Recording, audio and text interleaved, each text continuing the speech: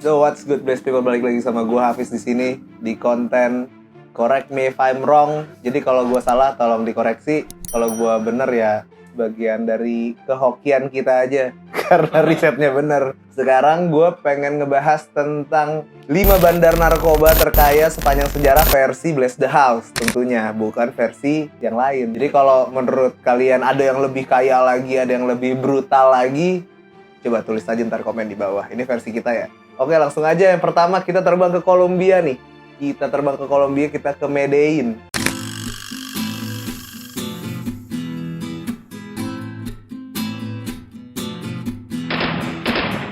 Di sini ada Ochoa Brothers, George Luis Ochoa Vazquez, Juan David Ochoa Vazquez, dan Fabio Ochoa Vazquez. Ini Vazquez apa Vazquez ya? Vazquez kali ya? Vazquez kali ya, Vazquez. Dia tuh merupakan 3 bersaudara yang mendirikan kartel Medellin. Jadi kalau kalian tahu Pablo Escobar, King of Cocaine dari Medellin, ini yang pertama kali nih di Medellin kartelnya nih. Nah, dia tuh didirikan pada tahun 1970 hingga 1980. Ochoa Brothers mengedarkan narkoba jenis kokain ke beberapa negara, diantaranya Bolivia, Kolombia, ke Amerika Serikat juga, dan ke Peru. Jadi Amerika Latin dan US gitulah. Nah, penyebaran kokain yang dilakukan oleh Ochoa Brothers nggak sampai di benua Amerika aja. Mereka memperluas jaringannya sampai ke benua Eropa hingga memperluas jaringannya lagi ke Kanada. Nah, sepak terjangnya dimulai ketika Ochoa Brothers berhasil mendirikan kartel di kota Medellin, Kolombia bersama dengan Pablo Escobar dan Jose Gonzalo Rodriguez Gacha. Nah, pada puncak kejayaan Ochoa Brothers beserta aliansi-aliansinya, kartel Medellin ini berhasil menyelundupkan bertonton kokain setiap minggunya. Lu bayangin, setiap minggu ada bertonton kokain yang tersebar di seluruh benua Amerika hingga ke Eropa. Dengan rata-rata penghasilan dapat mencapai 420 juta US dollar per minggu. Gila, itu kalau lu beliin bakso. Satu kota lu beliin bakso.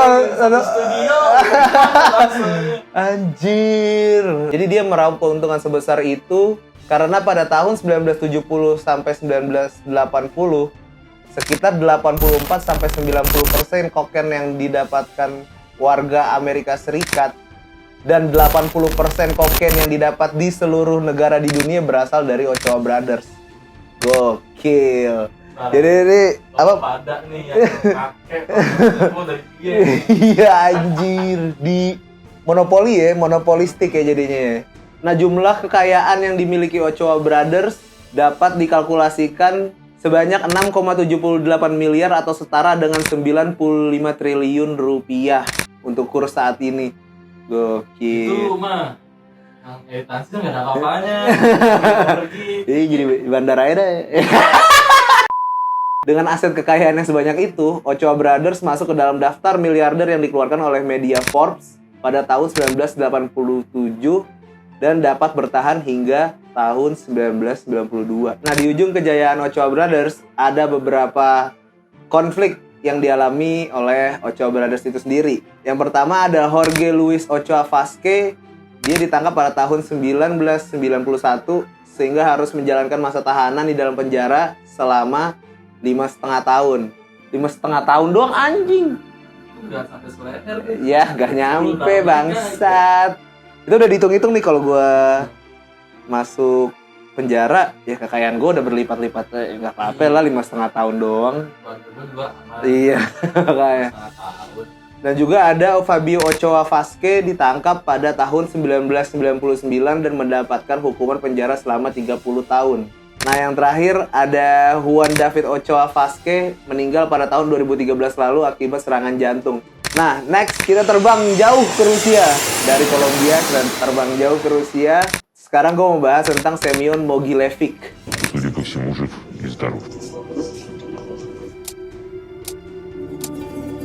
Semyon Mogilevic ini terlahir di Ukraina pada tanggal 30 Juni 1946.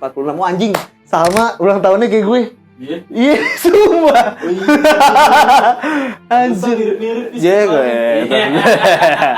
Tapi kita dengar dulu ceritanya nih. Mogilevic punya julukan Don Semyon, anjay, atau The Brainly Don. Aparat hukum seantero Eropa hingga Amerika menjulukinya bos dari segala bos. FBI bahkan menyebutnya sebagai mafia paling berbahaya di dunia dan memasukkannya ke dalam daftar 10 buronan paling dicari pada tahun 2009.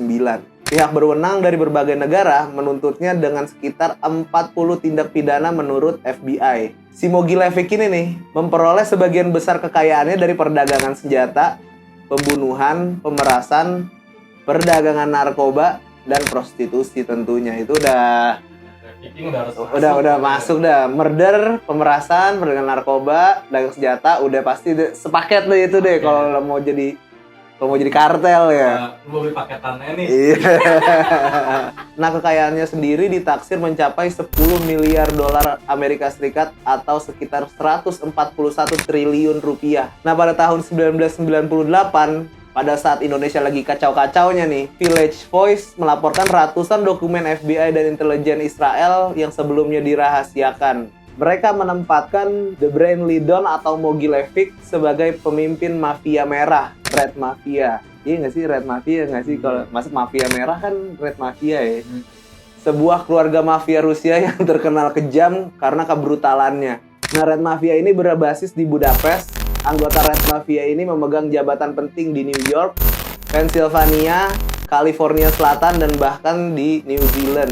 Nah, menariknya, organisasi ini hanya salah satu dari sekian banyak mesin uang lain yang berada di bawah kekuasaan Mogilevich. Laporan Business Insider menyebutkan ia memiliki lebih dari 100 perusahaan dan 27 rekening bank di seluruh dunia. Gitu, gokil. Nah, tapi tentu mustahil banget kan bagi si Don Mogilevich ini bisa melakukan kejahatan tanpa ada backingan dari beberapa orang penting di sekitarnya. Nah, backingannya ini mulai dari Yuri Luskov, mantan wali kota Moskow, ada juga Dmitro Firtash, oligarki atau orang oligarki itu adalah sekelompok orang yang menguasai satu negara mungkin. Hingga Leonid Derkach, kepala dinas keamanan dari Ukraina. Nah, mantan agen rahasia Rusia, Alexander Litvinenko juga sempat mengklaim bahwa Mogilevich memiliki hubungan baik dengan Vladimir Putin dari tahun 1990-an. Gila. Presiden. Terusnya sama aja kayak ini berarti ya. Keluarga. Iya, anjir. Nih Mogilevich nih. Tapi kayaknya lebih keren Mogilevich gitu deh namanya ya. Nah, karena ada kabar kedekatannya dengan Vladimir Putin which is Vladimir Putin adalah orang nomor 1 di Rusia, hal tersebutlah yang membuat Mogilevich menjadi amat sangat sulit ditangkap hingga sekarang dan dia masih hidup bebas di Moskow. Nah, sekarang kita langsung terbang jauh ke Asia. Kita terbang ke India. Di sana ada Daud Ibrahim Kaskar yang berasal dari Mumbai. Nah, Daud Ibrahim Kaskar lahir pada tanggal 26 Desember 1955. Dia adalah gangster India dan gembong narkoba dari Dongri. Dia mendirikan D Company atau bisa dibilang Yakuzanya India lah. D Company ini adalah sindikat kejahatan yang terorganisir di India. Pada tahun 2011, dia menempati posisi ketiga sebagai buronan paling dicari oleh FBI. Gokil. Tuh gimana ya perasaannya? Anjing, gue dicari-cari nih. Nama gue nomor 3 lagi. Iya. Dia dicari oleh FBI karena diduga melakukan terorisme, perdagangan narkoba, pemerasan hingga pembunuhan.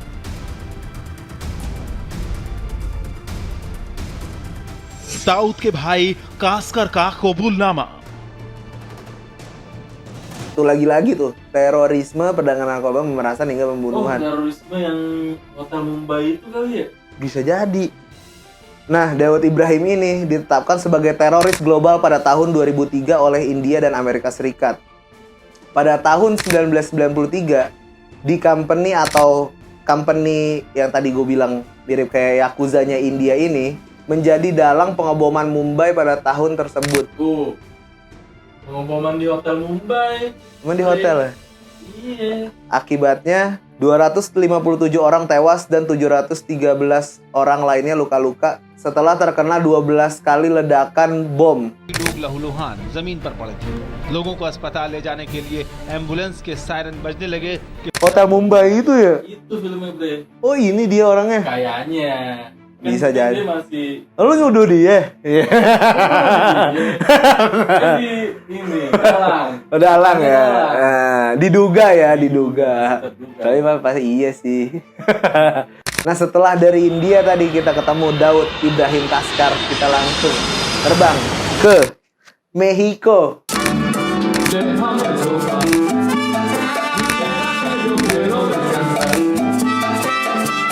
Nah, di Meksiko sendiri lu udah pada tahu karena lu pasti nonton Narcos. Bagi yang belum nonton Narcos, ya ini gue ceritain. Di sana ada Joaquin Guzman Loera atau El Chapo atau Chapito. Nah, dia adalah pria kelahiran La Tuna di Meksiko. Sejak kecil, Chapo udah ngelakuin aktivitas peredaran narkoba di kampung halamannya. Nah, nama El Chapo pada saat itu identik dengan 3 hal, yaitu narkotika, uang, dan pembunuhan.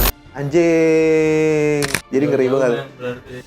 Nah, jadi kalau kalian nonton Narcos yang di Meksiko, di situ ada beberapa negara-negara bagian yang dikuasain oleh kartel kan. Chapo ini adalah salah satunya. Sebenarnya banyak bos-bos yang lain, tapi gue ngangkat El Chapo aja karena dia kontroversial banget sampai detik ini. Nah, anyway, pada tahun 1989, El Chapo mendirikan kartel yang bernama Kartel Sinaloa. Kartel Sinaloa ini mampu menguasai pasar narkoba sebesar 60% di negara Meksiko. Nah, aktivitas El Chapo dalam peredaran narkobanya sempat dijuluki oleh Kementerian Keuangan Amerika Serikat sebagai penyelundupan narkoba paling kuat di dunia. Anjir, Semuanya gila. dijuluki paling di dunia deh. Iya, yang paling, sebenarnya yang paling yang mana sih? Mana? Iya.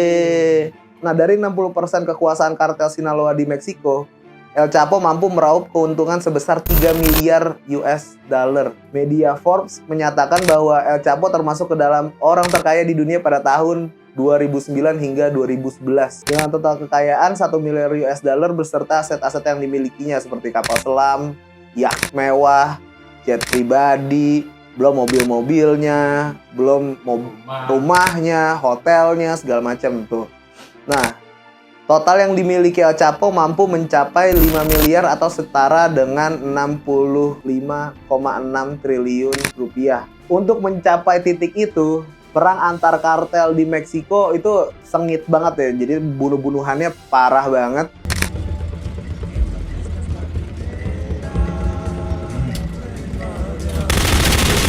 Jadi perang antar kartel narkoba terus meningkat hingga mengakibatkan 29.000 orang tewas akibat perang tersebut. Kartel Sinaloa sendiri sudah mengklaim bahwa mereka telah membunuh 2.000 sampai 3.000 orang di saat peperangan kartel narkoba di Meksiko. Musuh terbesar kartel Sinaloa itu adalah Los Zetas.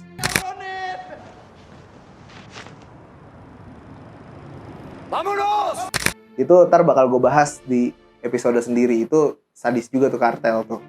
Pada masa kejayaannya saat mengedarkan narkoba ke Amerika Serikat, pemerintah Amerika Serikat mengatakan pada tahun 2016 terdapat 174 warga negara Amerika Serikat yang meninggal karena overdosis. Hal tersebut menjadikan Chapo masuk ke dalam buronan oleh pemerintah Meksiko, Amerika Serikat, dan Interpol. Jadi ya buron banget ya tuh, dicari-cari banget ya tuh. El Chapo menjadi buronan pemerintah Meksiko dan Amerika karena telah menyelundupkan bertonton narkoba berupa kokain, heroin, dan marijuana. Jadi dia nggak fokus di kokain aja, dia heroin, ganja di sikat. Biasanya kan kokain doang. Iya, dia sikat abis kali semuanya. Nah, pada tahun 1993, El Chapo berhasil ditangkap di Guatemala, Meksiko. Se nos dijo que no iba a haber ni preguntas ni respuestas, sin embargo, alguno de los compañeros reporteros le preguntó. Dan dijatuhkan hukuman penjara dengan maksimum security selama 20 tahun dengan tuduhan penyelundupan narkoba dan pembunuhan. Namun sayangnya El Chapo menyuap seorang sipir penjara dan mampu melarikan diri pada tahun 2001.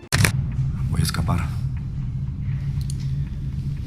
A ver, Joaquín, aguanta. Melalui keranjang laundry. Wah, ini gue nonton nih. Ingat kan lu? Iya. Dimasukin Ke bawah keranjang laundry. itu dibawa. Bener. Bagi kalian yang belum nonton aja tuh El Chapo di Netflix. Selama kurang lebih 13 tahun menjadi status buron sebagai pengedar narkoba dan kasus pembunuhan, El Chapo dikabarkan tertangkap lagi pada tanggal 20 Februari 2014 di Sinaloa. El Chapo Guzman in Mexico. He is a leader of one of the world's most Pada saat penangkapan itu, Chapo sempat melarikan diri dari aksi penggerebekan yang berlokasi di apartemen Miramar. Anjir, udah kayak PUBG. Iya. Tapi penangkapan El Chapo tidak membuat aktivitas kartel Sinaloa berhenti dalam pengedaran narkobanya. Bahkan kartel Sinaloa tetap beroperasi dalam peredaran narkoba ke 50 negara. Nah, tapi pada tahun 2015, setelah mendekam di penjara Altiplano dengan maksimum security, lagi-lagi El Chapo berhasil kabur dari penjara dengan menggali terowongan sedalam 10 meter menggunakan sendok. Selama 6 bulan kemudian, Chapo kembali ditangkap lagi di tahun 2016. Chapo akhirnya diekstradisi ke Los Angeles, Amerika Serikat dan dinyatakan bersalah atas 17 dakwaan dan dijatuhkan hukuman penjara seumur hidup pada tanggal 17 Juli 2019. And we've heard officials here in Mexico say that the extradition process could take up to a year. Nah, yang terakhir, kita balik lagi ke Medellin. Terbang lagi ke Medellin, ke Kolombia lagi karena di sana ada Don Pablo Escobar Gaviria. Les voy a decir quién soy. Yo soy Pablo Emilio Escobar Gaviria. Nah, sedikit biografi tentang Pablo Escobar mungkin kalian juga udah pada tahu. Pablo Emilio Escobar Gaviria, nama lengkap dari Pablo Escobar. Sering disebut juga dengan panggilan Don Pablo atau El Patron. Nah, dia lahir pada tanggal 1 Desember tahun 1949. Nah, dia adalah seorang gembong narkoba dan pengedar narkoba Kolombia. Nah, pada puncak karirnya, dia diperkirakan menyediakan 80% kokain yang diselundupkan ke Amerika Serikat. Bahkan di puncak kejayaannya, dia menyelundupkan 80% kokain ke seluruh dunia. Jadi di seluruh dunia, kalau ada kokain, itu kemungkinan dari Pablo Escobar. Nah, sosoknya sangat kontroversial. Selain sebagai bandar narkotik, nama Pablo Escobar di tengah masyarakat miskin di Kolombia baik, tapi karena dia dianggap sebagai pahlawan. Dia kayak Robin Hood gitulah. Jadi ngelakuin kriminal tapi buat bagi-bagi segala macam dan membagi-bagikan uang di setiap kesempatan bertemu dengan masyarakat kelas bawah.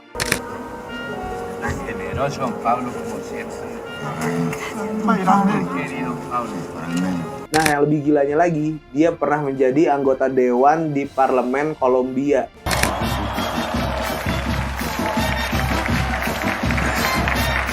Hal tersebut bertujuan untuk melapangkan jalan bagi dirinya yang berkeinginan menjadi presiden di Kolombia. Anjing. Iya, emang jadi presiden sebenarnya. Tapi sayangnya 2 tahun kemudian, setelah dia udah jadi anggota dewan, dia mengundurkan diri setelah bisnis gelapnya dibeberkan politisi yang juga menteri kehakiman Kolombia, yaitu Rodrigo Lara. Tapi setelah itu, Rodrigo Lara ditembak dalam sebuah insiden di jalan atas perintah Escobar.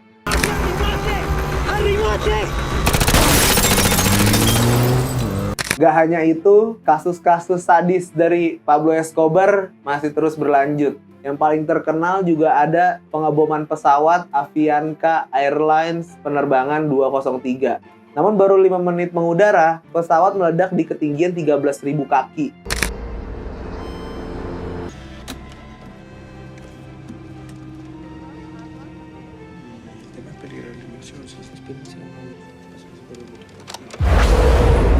Target Escobar kala itu adalah Menteri Dalam Negeri Kolombia, Cesar Gaviria Trujillo. Nah, nggak sampai situ aja, sejak perjanjian ekstradisi ditandatangani pada tahun 1982, setiap orang Kolombia yang terbukti melakukan tindakan kriminal yang melanggar hukum Amerika Serikat bisa ditangkap dan diproses secara hukum di Amerika Serikat. Pablo Escobar nggak setuju tuh ekstradisi gitu, karena kalau dia di Amerika Serikat dia nggak bisa kontrol kartelnya di Medellin dong. Nah, Escobar berupaya menghindari proses tersebut dengan berbagai cara. Dia membangun situasi penuh teror waktu itu, teror berdarah lah di Kolombia pada saat itu. Untuk menekan pemerintah Kolombia, dia juga semakin banyak menghabisi para pejabat yang menolak untuk disuap. Dan pada akhirnya, tahun 1987, anak buah Pablo Escobar telah meledakkan sekitar 3.000 mobil dengan bom yang menyebabkan 22.000 orang terbunuh dalam rangkaian insiden tersebut. Mahkamah Agung Kolombia tidak berdaya dan akhirnya mencabut perjanjian ekstradisi dengan Amerika Serikat. Nah, yang lebih gilanya lagi nih, Pada 11 September 2017 lalu, seorang manajer lokasi untuk serial televisi Narcos yang tadi gue bilang ditemukan tewas dan tubuhnya dipenuhi luka tembakan dan tergeletak di dalam mobil yang ditinggalkan di jalan tanah di luar Mexico City, dekat dengan lokasi syuting serial tersebut. Jadi katanya oleh penduduk Kolombia kurang disetujui, makanya kartel-kartelnya gak seneng nih kalau di blow up ke media. Ketahuan, matilah dia. Gila, gara-gara syuting doang Narcos. Die. Aksi-aksi sadisnya bisa ditonton di serial televisi Narcos. Udah berkorban tuh ya, anjing tuh langsung deg-degan tuh yang syuting tuh. Sumpah. Nah, balik lagi ke kekayaannya Pablo Escobar. Melimpahnya daun koka di hutan-hutan Kolombia. By the way, daun koka itu adalah bahan baku untuk membuat kokain itu sendiri. Daun koka itu melimpah banget di Kolombia, jadi membuat kartel Medellin bisa meningkatkan produksi kokain dengan sangat cepat. Di usianya yang baru 26 tahun, dia sudah memiliki simpanan uang sebesar 3 juta US dollar. Nah, selama dia menjalankan bisnis kokainnya terus-menerus, kekayaannya terus berlipat ganda. Sampai-sampai kartelnya bisa meraup sebesar 420 juta dolar Amerika Serikat per minggu atau 22 miliar US dollar per tahunnya. Saking kayanya, Pablo Escobar menawarkan diri untuk membayar utang Kolombia sebesar 10 miliar US dollar dengan syarat pemerintah harus menghapus perjanjian ekstradisi dengan Amerika Serikat. Nah, Pablo Escobar juga sempat masuk ke daftar orang paling kaya di dunia selama 7 tahun berturut-turut dari tahun 1987 hingga 1993 di urutan ke-7. Forbes mencatat kekayaan bersihnya pada tahun 1988 sudah mencapai 3 miliar US dollar. Pablo Escobar adalah penjahat terkaya dalam sejarah kehidupan manusia nih, setelah berhasil mengumpulkan kekayaan bersih sekitar 30 miliar US dollar pada saat kematiannya dan setara dengan 64 miliar dolar pada tahun 2001. Nah, Pablo Escobar diketahui memiliki sejumlah rumah megah, tetapi propertinya yang paling terkenal adalah tanah seluas 7.000 hektar yang dikenal sebagai Hacienda Nápoles. Rumah ini dilaporkan menelan biaya sebesar 63 juta US dollar pada tahun itu, anjing. Di dalamnya ada fasilitas yang gila-gilaan, mulai dari lapangan sepak bola, patung dinosaurus, danau buatan yang isinya ada kudanil-kudanilnya yang waktu itu kalau yang lu dimakan kudanil gue lo, ya kan? Ada kan tuh filmnya arena adu banteng dan landasan pesawat. Anjing, jadi ada runway pesawatnya tuh. Jadi udah gila. Ada tuh di Indonesia tuh di Nah, pada tahun 1991, Pablo Escobar sempat menyerahkan dirinya ke pihak berwenang setelah pelariannya bertahun-tahun, di mana ia membuat kesepakatan dengan Presiden Kolombia pada saat itu, yaitu Cesar Gaviria yang mau dibom tadi tapi gagal. Kesepakatannya itu adalah Escobar tidak akan diekstradisi ke Amerika Serikat selama hukuman 5 tahun dirinya berada di penjara yang ia huni, yaitu La Catedral. La Catedral ini lagi-lagi penjara yang dibuat sama Pablo Escobar sendiri. Dan nyatanya Pablo Escobar mampu menyulap La Catedral menjadi hotel bintang 5 bersama stafnya.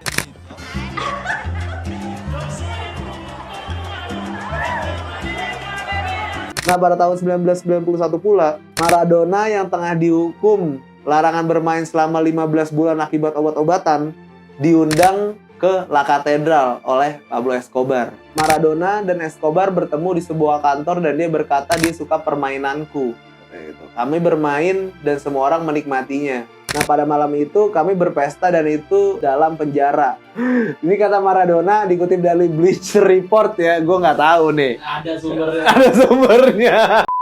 Kekayaan Pablo ditambah dengan drug dealer lain dari Medellin dan dari daerah lain yang menyerahkan antara 20% sampai 35% hasil dari keuntungannya terkait kokain Kolombia yang mereka hasilkan. Ketika keluarga Escobar berada dalam pelarian pada tahun 1992 sampai 1993, dia dilaporkan sempat membakar uang sebesar 2 juta US dollar untuk menjaga putrinya tetap hangat. Nah, ketika ditanya tentang esensi bisnis kokain, Pablo Escobar menjawab dengan sederhana nih. Anda menyuap orang di sini, Anda menyuap seorang di sana, dan Anda membayar seorang bankir yang ramah untuk membantu Anda membawa uang itu kembali. Nah, dengan kekayaan Pablo Escobar yang sebanyak itu nih, kartel Medellin sampai menghabiskan lebih dari 1.000 US dollar per minggu untuk membeli karet gelang.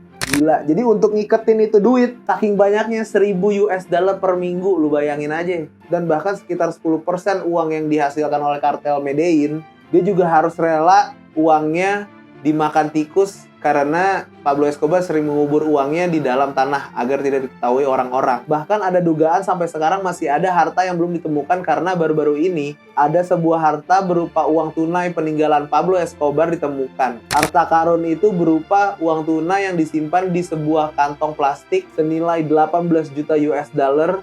Harta karun itu ditemukan oleh keponakannya Pablo Escobar. Nah, hal tersebut membuat ada beberapa orang atau kelompok yang sampai membuat tim pencari harta karun Pablo Escobar, lu bayangin. Yang diduga masih banyak yang belum ditemukan. Nah, pokoknya itu 5 kartel narkoba yang paling kaya versi Bless the House. Correct me if I'm wrong, kalau masih ada yang lebih kaya lagi nggak apa-apa, tapi ini versi dari kita. Tapi menurut kalian juga ada nggak di Indonesia yang kayak gini nih? Bosnya yang di Indo aja. Bosnya di Indo. Ada sih ya. Ya, Pasti ada yang suap sana, suap sini, suap sana, suap sini ya. di kampung Ambon yang masih buka. Gue nggak tahu. Emang kamu masih buka? Lu parah, pernah lu ya? Nggak tahu gue. Kampung Ambon gimana dah? Kampung Bali di Bali. Oke, segitu aja. I'm signing out and peace.